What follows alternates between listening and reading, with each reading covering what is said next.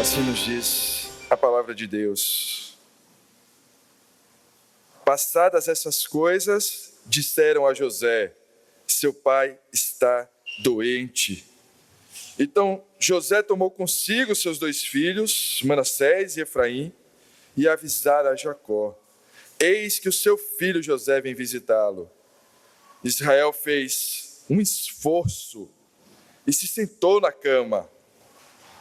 Então Jacó disse a José: o Deus Todo-Poderoso me apareceu na cidade de Luz, na terra de Canaã.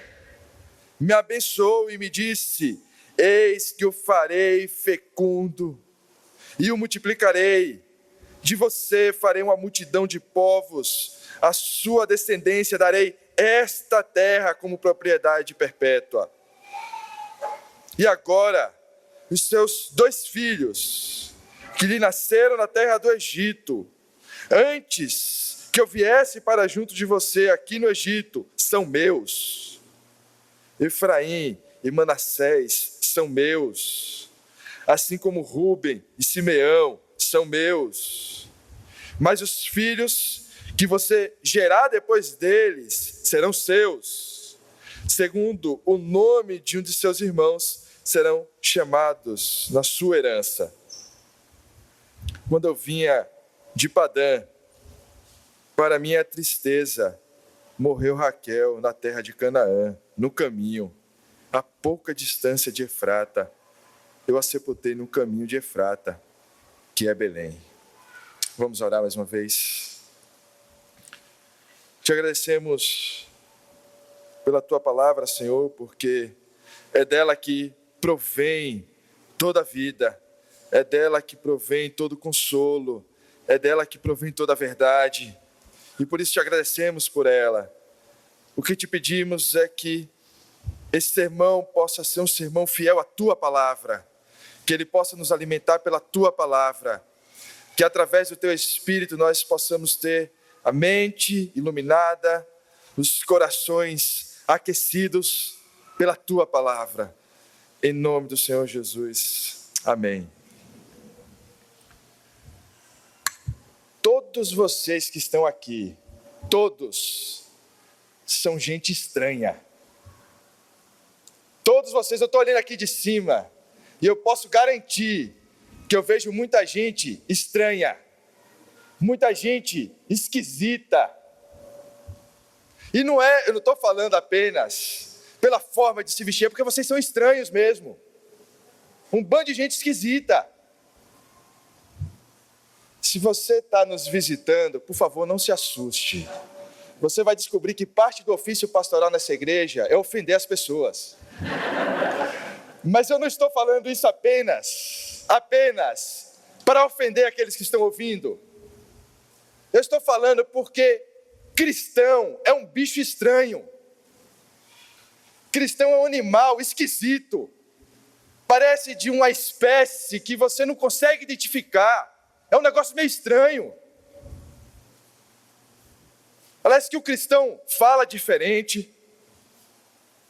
Parece que o cristão come diferente. Se for batista, ainda come a mais. Parece que um cristão, ele pensa diferente. Parece que os cristãos, nesse mundo, vivem de um jeito diferente, e não importa onde eles estejam. Não importa se ele está na igreja, não importa se ele está no trabalho, não importa se ele está na família, não importa em que país ele esteja, em que contexto ele esteja, ele é esquisito, é estranho. Eles até cantam, mas cantam de um jeito diferente, cantam de um jeito estranho, cantam de um jeito que não parece comum, seja naquelas melodias compostas por notas maiores, seja nas melodias, como falamos nos últimos sermões, compostas por notas menores. Ainda assim, o cristão é um bicho estranho, esquisito. talvez uma pergunta que você pudesse me fazer agora, mas espera aí. Será que são os cristãos mesmo que são estranhos? Ou será que a gente ainda não encontrou o nosso lugar? Será que são os cristãos mesmo que são estranhos? Ou será que a terra é estranha? E por causa da terra estranha, os cristãos parecem estranhos, mas na verdade os estranhos são aqueles que não são cristãos. Será que não é essa a lógica? Será que na verdade todos deveriam ser como nós? Então nesse caso nós não seríamos mais estranhos? O texto que abriu a liturgia nesse culto era uma pergunta. E a pergunta que está na capa do nosso boletim, a pergunta que abriu a nossa liturgia de hoje, deve ser a pergunta que todos os estranhos aqui nessa manhã deveriam se fazer. A pergunta que está na capa deveria ser a pergunta que todos os esquisitos que estão aqui nessa manhã deveriam se fazer.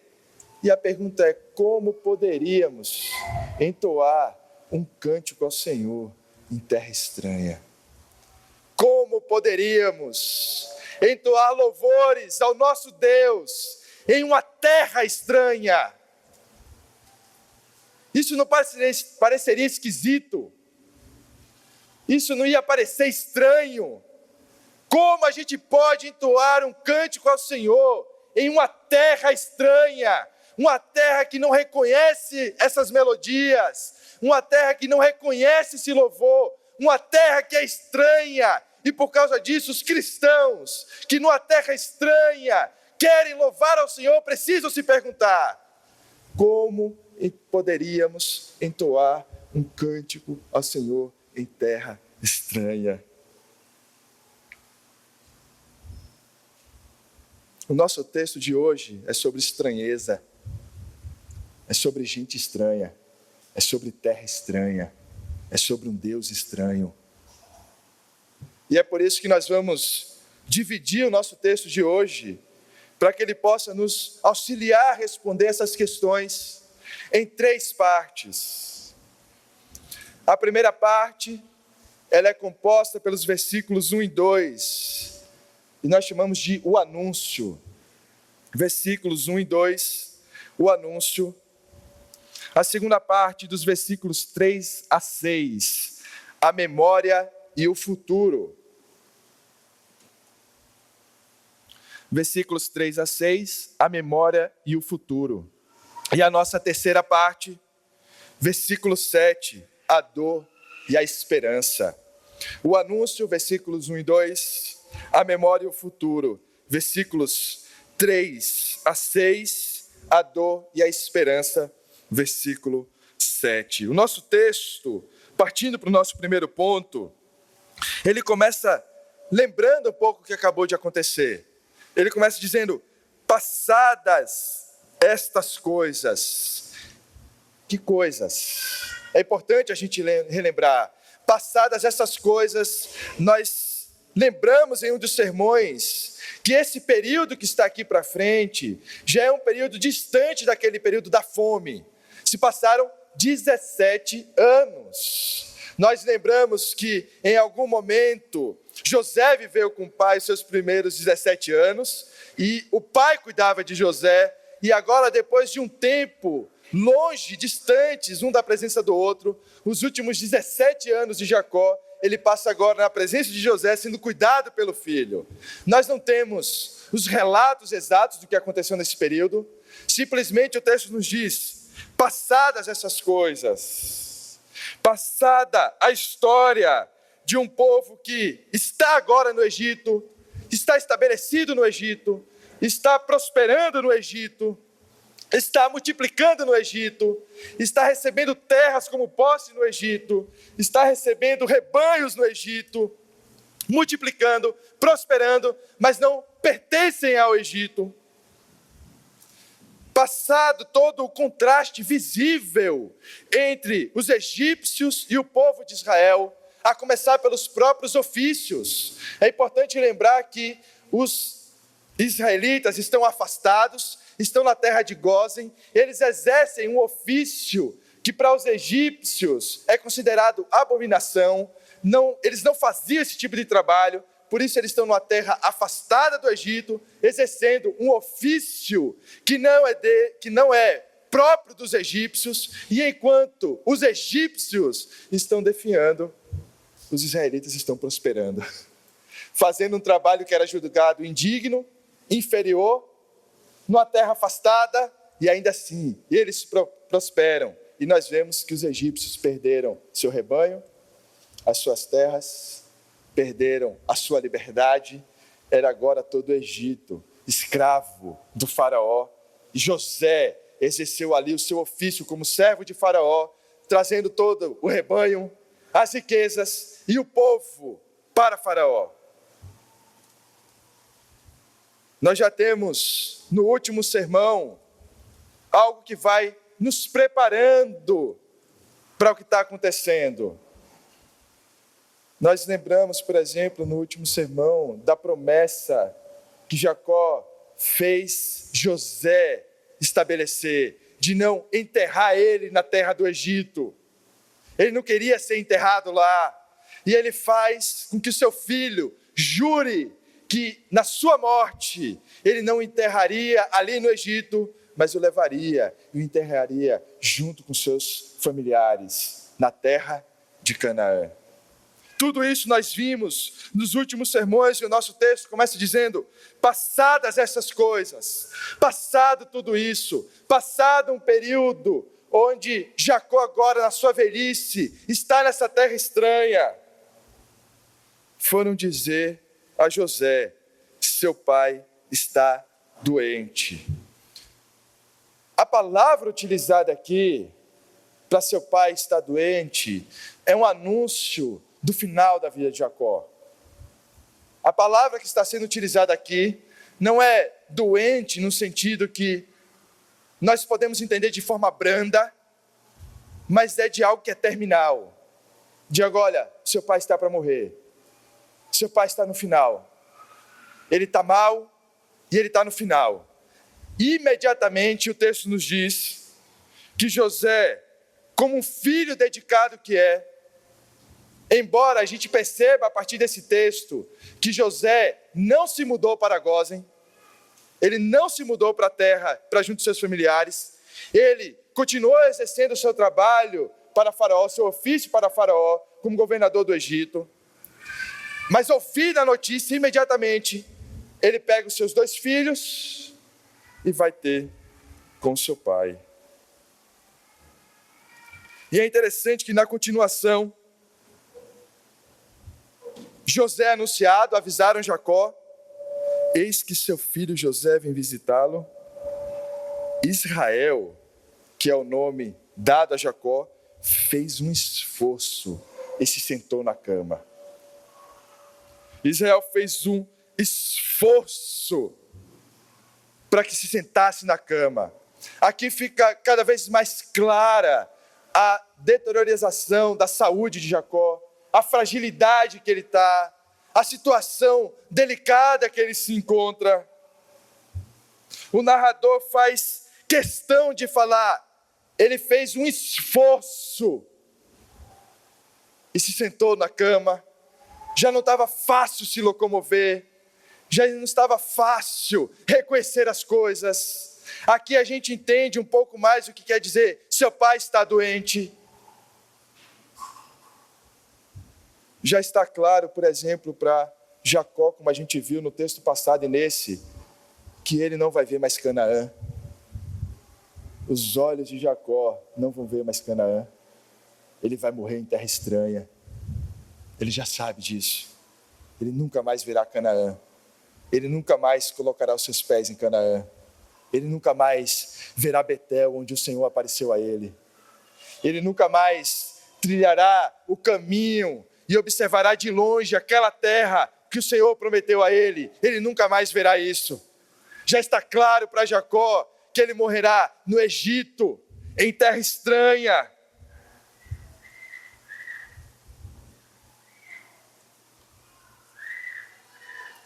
A gente lida muito mal, na maioria das vezes, com a nossa fraqueza, né? E a gente não lida muito mal apenas com a nossa fraqueza. A gente também lida muito mal com a fraqueza dos outros. No fundo, a gente lida mal com essas coisas, porque a nossa tendência é imaginar que o ápice da nossa existência é a vida aqui.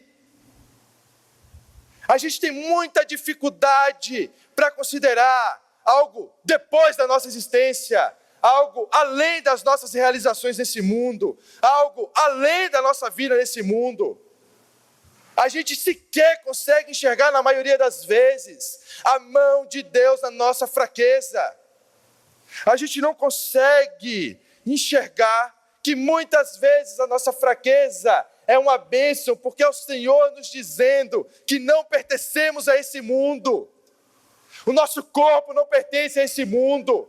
Nós não pertencemos a esse mundo caído em pecado. E a nossa fraqueza, a nossa dor, as nossas doenças, as nossas mazelas, a nossa velhice, tudo nos lembra diariamente que não pertencemos a esse mundo. Recentemente, em um dos sermões, o Jonas citou uma visita que a gente fez ao Dr. Shed na última semana de vida dele. O Jonas veio dos Estados Unidos especialmente para isso, porque avisaram ao Jonas, olha, Dr. Shed está mal.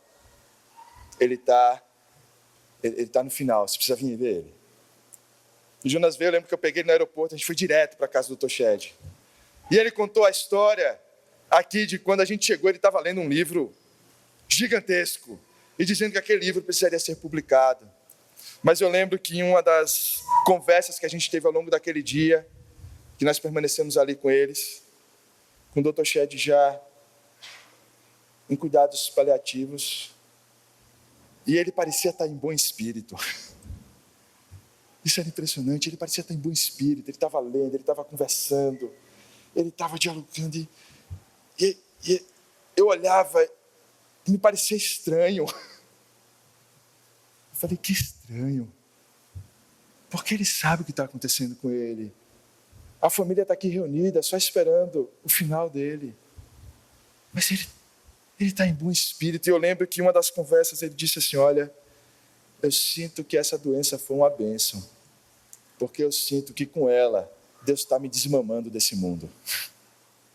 Foi exatamente isso que ele disse. Eu sinto que com essa doença, Deus foi aos pouquinhos me desmamando desse mundo. E agora eu estou pronto para ir. Eu estou pronto para ir. E eu olhando aquilo, e é impressionante quando você ouve isso. É chocante porque você vê alguém que está no final da sua vida.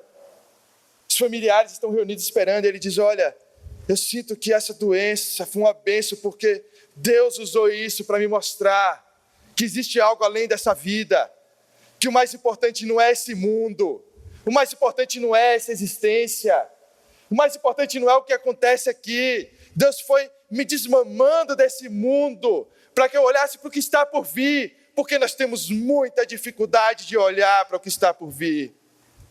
Nós temos muita dificuldade de, no Egito, lembrar de Canaã. Nós sequer temos a imagem de Canaã em nossas mentes. Por isso, olhamos para o Egito e achamos que o Egito é o final, porque não nos lembramos mais de Canaã. Os nossos olhos não caíram em Canaã, não observaram Canaã. Nós desejamos algo que nunca vimos. Nós desejamos uma vida que nunca experimentamos. Nós temos quase como uma saudade de algo que a gente sequer conhece.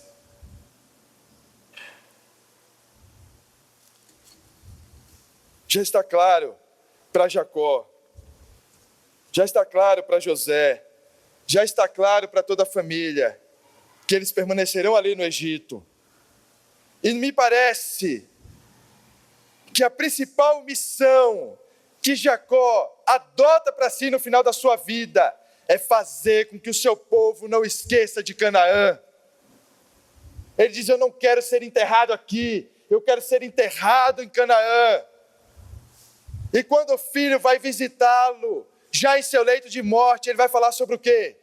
Sobre Canaã, sobre a promessa, sobre Betel. Ele não está falando sobre o Egito. Ele não quer falar sobre o Egito, ele quer lembrar sobre Canaã, sobre a terra prometida. E é isso que nós vamos ver no nosso segundo ponto.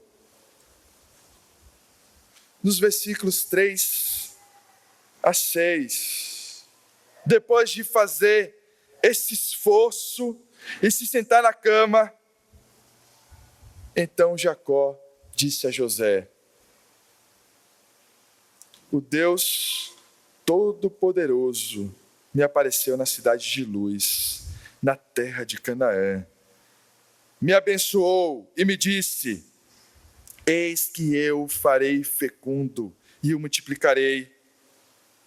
De você farei uma multidão de povos, a sua descendência. Darei esta terra como propriedade perpétua. E agora, os seus 2 filhos, que lhes nasceram na terra do Egito, antes que eu viesse para junto de vocês aqui no Egito, são meus.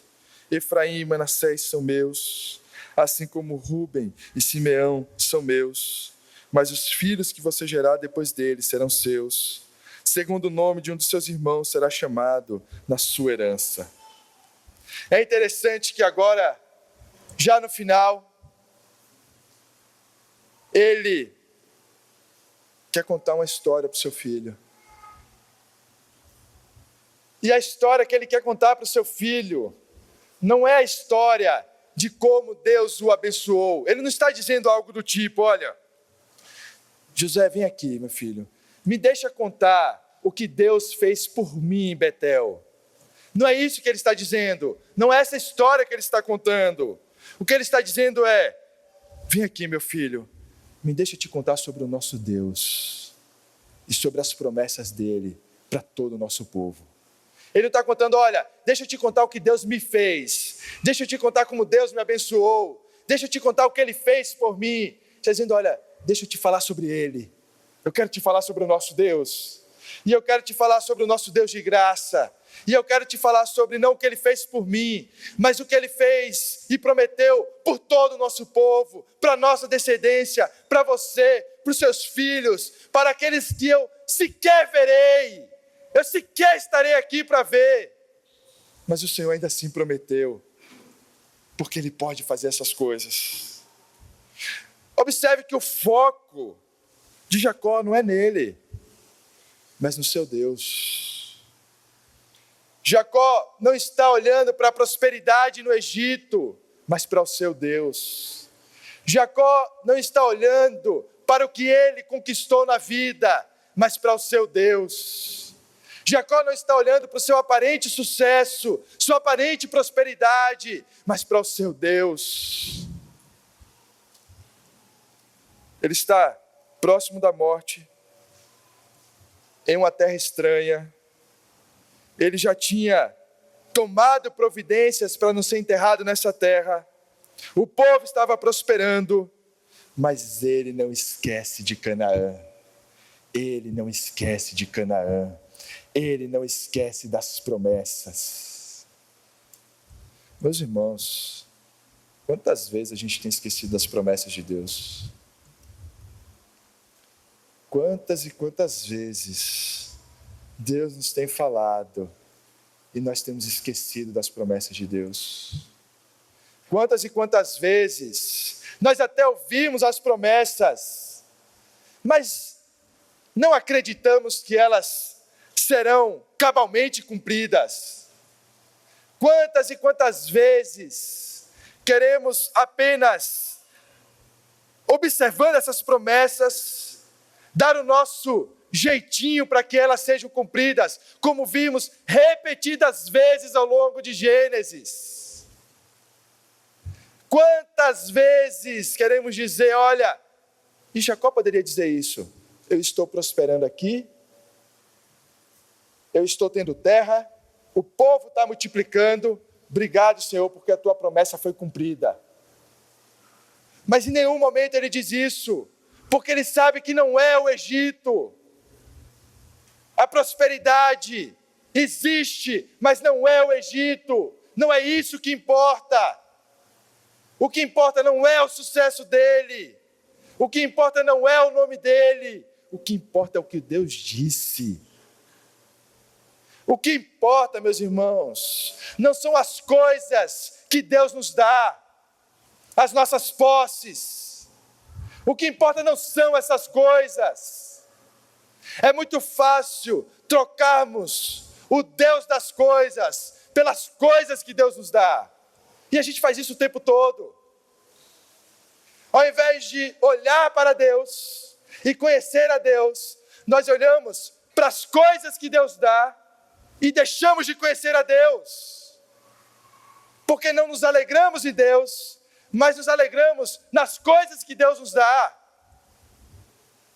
O importante para Jacó não é a terra, não é o aspecto físico. Se Deus dissesse que não era mais Canaã, mas a terra prometida era outra, Jacó ia desejar a outra terra prometida e não mais Canaã. Ele deseja Canaã, não por causa da terra em si, mas porque Deus disse que aquela é a terra da promessa.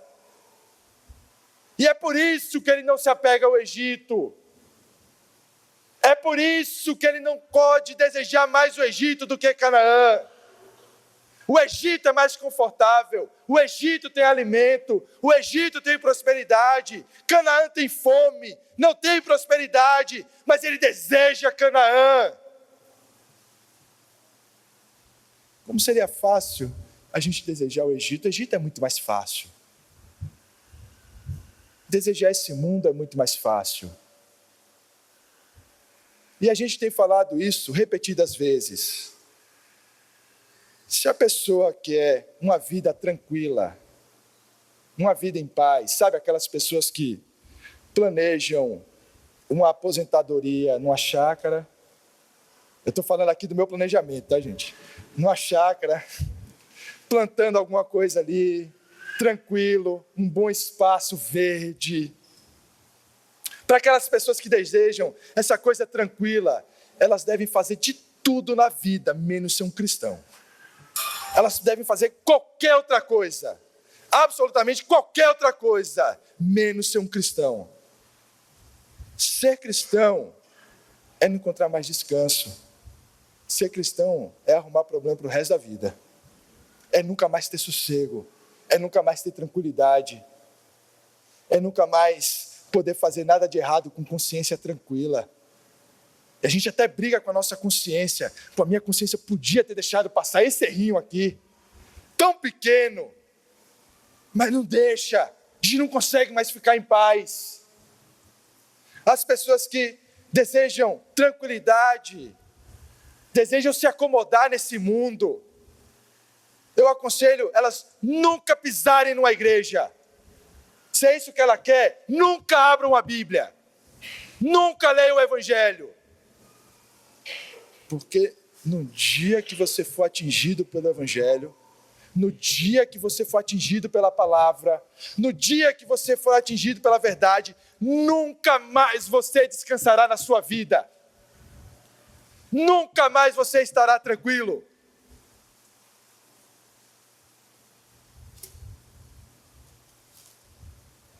O tempo todo você vai se sentir estranho. O tempo todo você vai se sentir uma pessoa esquisita.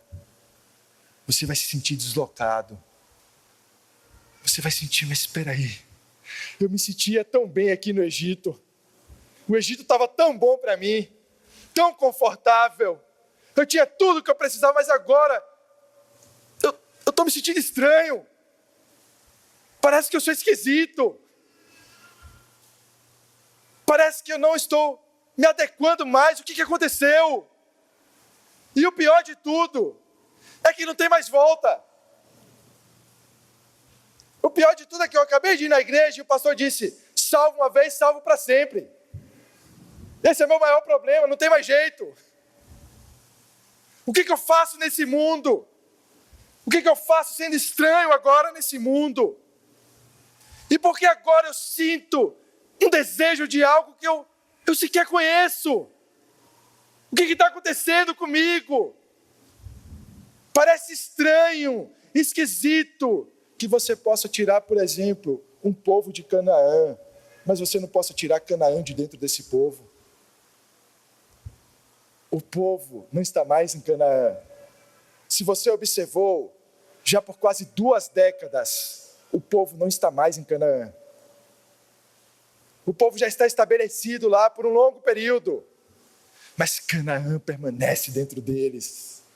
Jacó faz questão de lembrar eles constantemente de Canaã. Olha, deixa eu te contar o que Deus fez por mim, o que Deus falou, o que Deus nos disse para mim, para nossa posteridade. Deixa eu te falar da graça de Deus. Deixa eu te falar das promessas de Deus. Deixa eu te lembrar que Deus não nos prometeu esse mundo, mas Deus nos prometeu algo superior a essas coisas. Deixa eu lembrar você, José, que Deus não nos promete o Egito, mas nos promete Canaã. Ele não esquece da terra. Me diga vocês se esse não é um indivíduo esquisito. Porque imagine só o que eu estou dizendo para vocês. Jacó saiu de Canaã por quê? O que aconteceu? Lembram? Fome, necessidade, não tinha alimento. Eles compravam e não dava, fome na terra era severa. Eles estavam definhando, eles estavam morrendo em Canaã. E aí eles vão para o Egito. O seu filho é governador de toda a terra. Abaixo do faraó, ele manda em todo o Egito. Eles têm a terra que eles gostariam, produtiva, fértil. Eles recebem essa terra, não apenas para morarem, mas como posse deles. Não é estranho que esse homem diga, olha, eu sinto tanta saudade daquele lugar onde eu padeci de fome. Eu sinto tanta saudade de Canaã, onde a gente estava quase morrendo. Não é estranho, não é esquisito isso. Você está ouvindo, mas espera aí, o Egito parece muito melhor. O Egito parece a terra da promessa. Canaã parece uma terra desgraçada, miserável, cheia de fome e de dor. Como ter saudade disso? É estranho, é esquisito. Assim como eu, assim como vocês, Jacó é estranho, ele é esquisito.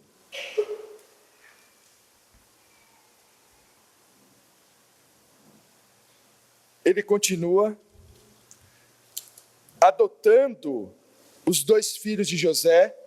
José teve 2 filhos no Egito, nascidos de uma mãe egípcia.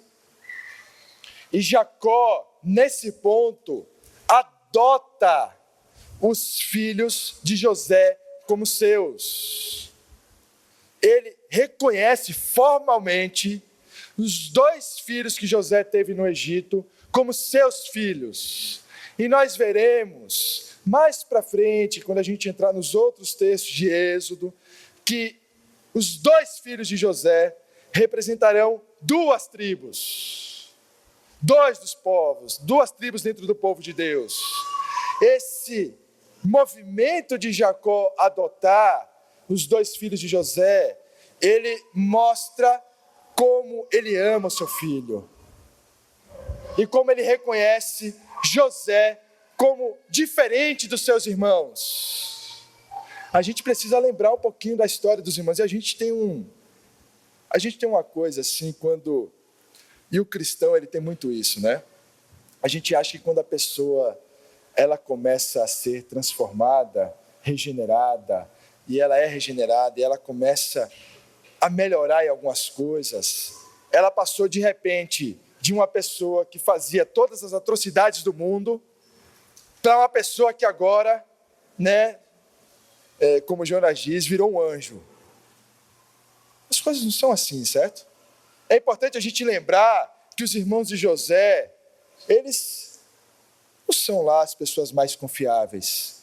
É importante a gente lembrar que Judá assume a liderança, porque todos seus irmãos mais velhos falharam.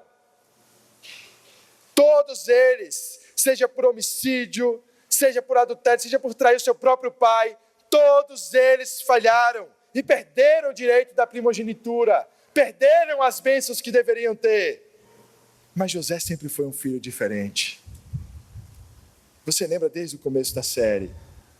Nós lembramos do José mais jovem, que era leal, era fiel, mas era muito jovem, e como todo jovem fala demais, né? Sem ofensa àqueles que são jovens aqui ainda, mas como a maioria dos jovens fala mais do que deveria,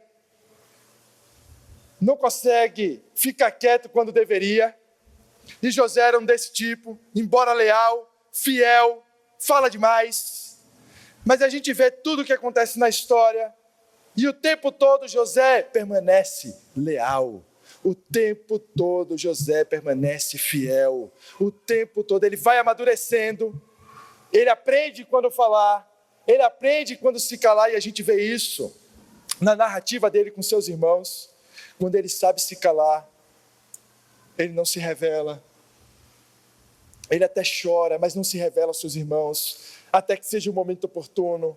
Então a gente vê um José mais prudente, mas o que se mantém ao longo de toda a narrativa de José, ele é fiel, ele é leal, ele faz o que é certo, mesmo que tenha prejuízo, mesmo que ele seja o prejudicado, ele faz o que é certo, ele faz o que deve fazer, e o seu pai sabe disso, e a gente falou em diversos momentos ao longo dessa série, que Jacó deveria olhar para José e dizer, será que José é meu filho mesmo? Porque todos esses outros, eu sei que são, porque eles são iguais a mim, eu também sou assim, mas de onde saiu esse sujeito leal, correto? Porque não foi a mim que ele puxou. A gente sabe que tem uma estranheza de José, mesmo dentro da sua família. José é estranho, José é esquisito, José parece que não se encaixa muito bem nas coisas. E Jacó sabe disso, e sabe que seus outros filhos não são confiáveis. E ele dá a José uma bênção dupla, vamos dizer assim. Ele adota os seus dois filhos representarão 2 tribos dentro do povo de Deus. Se você observou bem o texto que nós lemos, você vai ver que Jacó, ele vai para o passado, lembra das promessas, certo? Depois ele vai para o futuro, adota os filhos de José, mas falando do futuro, falando da herança, falando da promessa, e agora no nosso terceiro ponto ele retorna para o passado. Então são 3 movimentos, ele faz um movimento pensando no passado, depois ele olha para o futuro, e agora o nosso texto finaliza o terceiro ponto, com ele mais uma vez olhando para o passado. E olha que texto estranho, olha que texto esquisito, observa a sequência, ele está dizendo, olha, deixa eu te contar o que Deus, sobre o nosso Deus, e sobre as promessas dele para a nossa posteridade. E ele conta as promessas, que maravilhoso. Um momento bastante positivo, de consolo, nas promessas de Deus. Depois ele adota os filhos de José, falando da herança da promessa. E o versículo 7 aparece esquisito. O versículo 7 parece meio estranho aqui no meio. Olha o que diz. De repente, depois de falar das promessas, da herança, quando eu vinha de Padã, para minha tristeza, morreu Raquel na terra de Canaã. Não parece estranho? Não parece estranho que ele tenha falado das promessas, adotado os filhos de José, falando da herança, e de repente, quando ele retoma o passado, ele diz, olha, para minha tristeza, quando eu vinha de Canaã, sua mãe morreu. É estranho, é esquisito. No caminho, a pouca distância de Efrata, eu a sepultei ali no caminho de Efrata, que é Belém. Depois de falar de coisas positivas, de repente ele lembra uma dor. Depois de falar de promessas e herança, de repente ele lembra do sofrimento. Qual é a relação entre essas coisas? Qual é a relação entre essas coisas? Por que Jacó, depois de falar de promessa e herança, fala de sofrimento? Por que depois de falar de promessa, de herança, daquilo que Deus fará, da multiplicação, da prosperidade, ele precisa agora falar de uma dor? Por que falar de uma dor nesse momento? Por que falar de um sofrimento, quando ele estava falando de promessa, de herança, de coisas boas, bons pensamentos, boas energias? Aquelas pessoas que vão dizer, não, você não pode falar isso, você tem que falar coisas positivas, porque o que você joga para o universo vai te mandar. Se você conhece alguém assim, evangelize, irmão. Evangelize. Por que agora? Porque de repente ele começa a falar da morte da esposa, de um momento onde, imagine, contando para o seu filho sobre a morte de Raquel, e José, embora tenha visto novamente o seu pai, José nunca mais viu sua mãe, e sua mãe nunca mais viu seu filho. Você tem um homem morrendo, falando de uma mulher morta, para um filho que foi privado da presença da mãe, e sobre uma mãe que foi privada da presença do seu filho. Por que depois de promessa, herança, lembrar exatamente disso? Porque ao lembrar aquilo que Deus fez de bom, nós precisamos lembrar dos sofrimentos desse mundo. Porque ao lembrar das bênçãos de Deus, da providência de Deus, nós precisamos lembrar da dor nesse mundo. Porque, tendo promessas maravilhosas, Jacó ainda guarda essa dor bem próxima do seu coração. Porque Jacó cultiva essa dor. Porque ele faz questão de lembrar dessa dor. Em um contexto onde a nossa cultura diz que o que importa é ser feliz. O que importa é ter satisfação. Isso parece coisa de gente estranha. Coisa de gente esquisita. Parece uma ação de uma pessoa estranha. Uma ação de uma pessoa esquisita.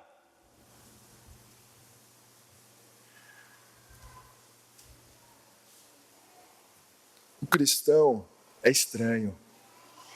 O cristão é um bicho esquisito. O cristão, ele lida diferente com todas as coisas, inclusive com a dor. E essa talvez seja a maior dificuldade de entender para aqueles que não são cristãos. Essa talvez seja a maior dificuldade para aqueles que não são cristãos, a olhar para os cristãos peregrinando nesse mundo, entender não apenas como eles veem o mundo, mas como eles veem a dor. Porque um cristão diante da dor, ele chora. Um cristão diante do sofrimento, ele chora. Mas um cristão diante da dor, ele louva. E diante do sofrimento, ele louva. É o cristão que chora, mas entoa cânticos. É o cristão que chora em terra estranha, mas louva o Senhor em terra estranha. É o cristão que reconhece o sofrimento como esquisito, a morte como estranha, mas ainda assim entoa cânticos ao Senhor, estranhos, no meio de uma terra estranha, sofrendo de algo estranho e louvando ao Senhor. São cristãos que, ao enterrar alguém, por exemplo, com as lágrimas caindo pelo rosto, louva ao Senhor. São cristãos que, ao sepultar alguém, choram. e choram pela ausência da pessoa amada, mas ao mesmo tempo afirmam: nós não enterramos os nossos mortos, nós sepultamos eles para a glória, nós plantamos ele para a glória.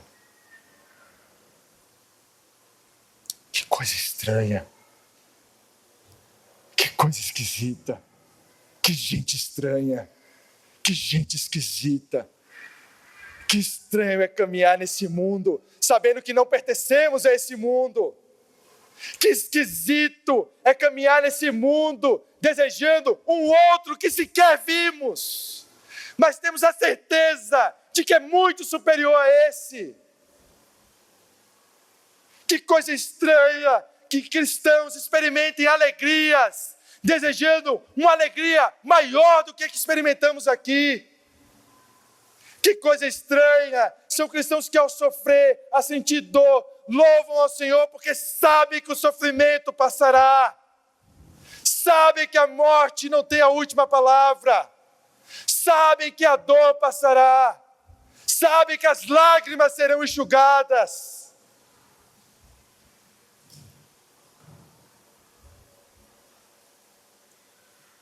Como poderíamos entoar um cântico ao Senhor em terra estranha? Como poderíamos entoar um cântico ao Senhor em terra estranha?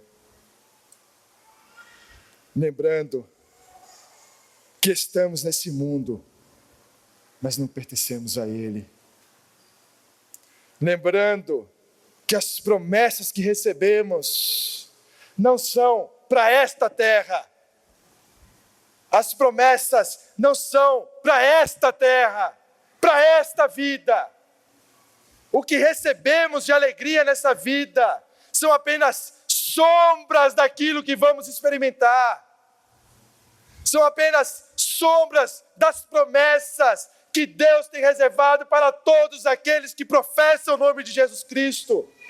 Toda alegria que você experimenta nesse mundo é absolutamente nada perto da alegria de encontrar Cristo.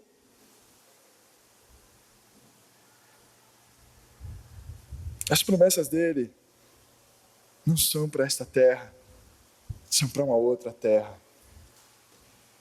Este mundo não é Canaã. Esta terra não é Canaã. E não me importa se você tem prosperado aqui.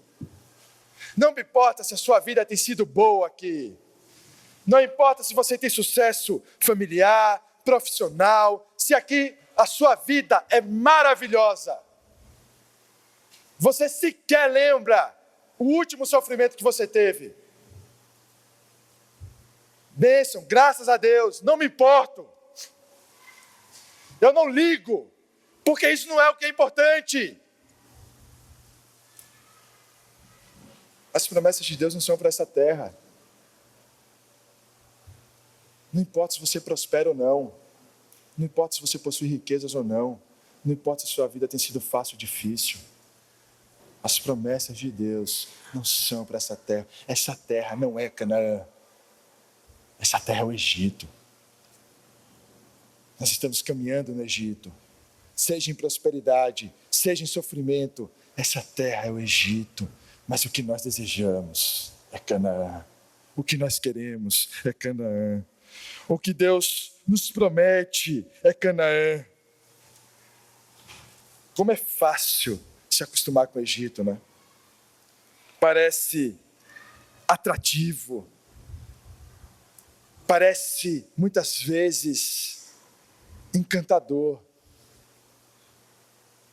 Mas a oração de Cristo que nós lemos na nossa liturgia, a oração sacerdotal de Cristo, nos lembra que nós estamos nesse mundo, mas não somos desse mundo. Que coisa estranha, não?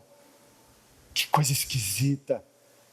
Dizer, olha, você está nesse mundo, você vive nesse mundo, você deve trabalhar nesse mundo, você deve testemunhar nesse mundo, você deve constituir família nesse mundo, você deve agir corretamente nesse mundo, mas você não pertence a esse mundo. Você nunca será exatamente como esse mundo. E, aliás, esse é um grande sinal vermelho para qualquer cristão. Se ele se sente confortável demais nesse mundo, se ele se sente que pertence demais a esse mundo, talvez exista alguma coisa estranha. Talvez você precise repensar a sua vida cristã. Porque os cristãos andam nesse mundo, vivem nesse mundo, produzem nesse mundo, mas não são desse mundo. O Cristo ressurreto nos lembra que não somos desse mundo. O Cristo morto, esse lembra que nós estamos no mundo. O sangue derramado na cruz nos lembra que nós estamos nesse mundo. O sangue do Santo Cordeiro de Deus, derramado pelo nosso pecado, nos lembra que nós estamos nesse mundo. O sofrimento de Cristo nos lembra que nós estamos nesse mundo. O nosso sofrimento nos lembra que nós estamos nesse mundo. O Cristo com sua carne partida nos lembra que estamos nesse mundo. O Cristo cuspido nos lembra que nós estamos nesse mundo. Mas o Cristo ressurreto em glória nos lembra que nós não pertencemos a Ele. É no Cristo morto que nós dizemos, estamos nesse mundo. Mas é olhando para o Cristo glorificado que falamos, nós não pertencemos a esse mundo. O Senhor não nos fez para esse mundo. O Senhor não nos fez para o pecado. O Senhor nos fez para o louvor da sua glória. E olhando para o Cristo ressurreto, que nós dizemos, olha, Senhor, eu vejo a cruz. Eu sei que eu pertenço a esse mundo. Mas eu vejo o meu Cristo ressurreto, em glória. E eu sei que eu não pertenço a Ele. Por isso eu não vou encontrar mais descanso nesse mundo. Eu vou caminhar aqui sim. E eu vou fazer o melhor que eu puder com a vida que o Senhor me deu. Mas eu nunca esquecerei os céus. Eu nunca me prenderei tanto a esse mundo, que eu deseje mais essa vida do que eu desejo estar com o Senhor. E assim, estranhos e esquisitos caminham juntos. Não encontrando descanso nesse mundo, desejando uma outra terra, sabendo que tudo aquilo que experimentamos aqui de alegria são apenas migalhas perto do dia que estaremos com o nosso Senhor. Todo o sofrimento que nós experimentamos aqui um dia cessará, não serão mais lembrados, as nossas lágrimas não mais existirão, porque toda dor, todo sofrimento passará, mas a palavra do Senhor permanecerá, a promessa do Senhor permanecerá. E é por isso que estranhos, esquisitos, continuam caminhando nesse mundo, rumo a uma cidade celestial, rumo à cidade onde de fato pertencemos. Queria convidar os irmãos a baixarem as cabeças, para que nós possamos orar juntos.